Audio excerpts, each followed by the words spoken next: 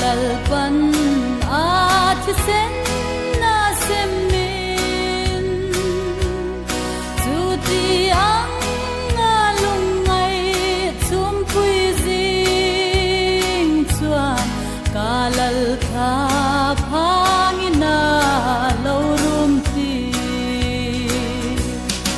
onang ni Jerusalem teu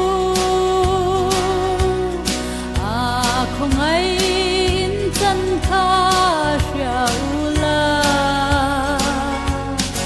innatin rengati dam sak che